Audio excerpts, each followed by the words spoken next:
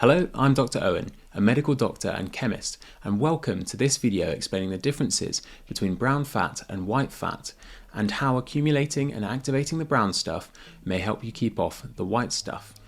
Okay, so you're probably already well acquainted with white fat, or white adipose tissue, and its primary functions of energy storage and insulation.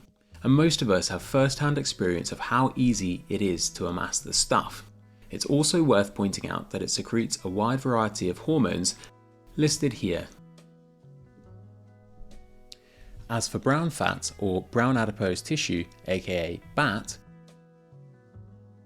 if you've ever watched someone who gets cold for a living, you'll have likely heard of the weight loss benefits of having and utilising brown fat. If you haven't, here's the scoop on brown fat. Brown fat is a type of cell with a different structure from white fat, whereas the white fat cells tend to contain one large reservoir of fat and little else. Brown fat cells contain several smaller pools of fat and an extensive network of mitochondria, which are colloquially referred to as the powerhouse of the cell, because this is where most energy generation occurs. These mitochondria drive the thermogenic or heat generating function of brown fat, as it is here where chemical energy, both in the form of sugars and fats, is converted into heat energy. It is also these mitochondria, with their relatively high iron content, that give brown fat its colour.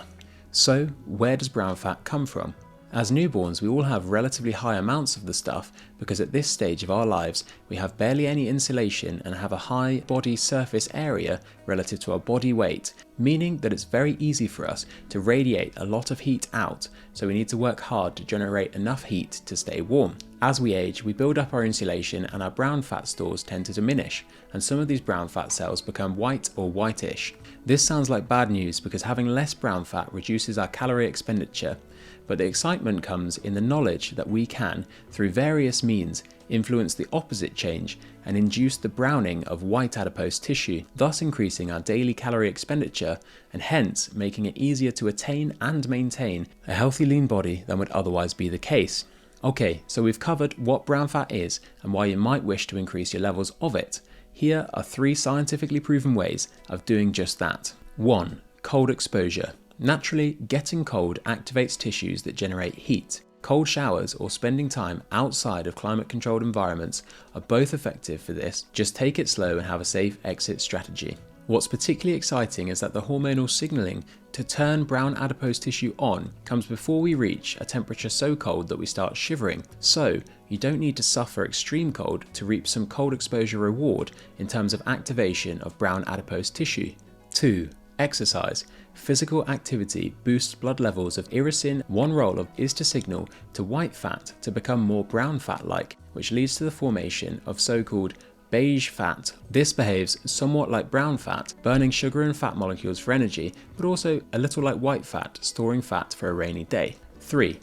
Diet. Lab studies on mice and rats have found that the following are all promising food ingredients in terms of stimulating the conversion of white adipose tissue to beige.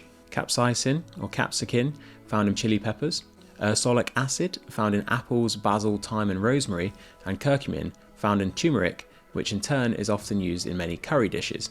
Notably, all of these things are easy to come by if you have a diet that's rich in whole foods with a variety of fruit and vegetables, and are extremely hard to come by if you have a diet that's full of ultra-processed foods. That's brown fat versus white fat. I'm Dr. Owen. Here's another video like this one and a subscribe button. Do with it what you like. Thank you for watching.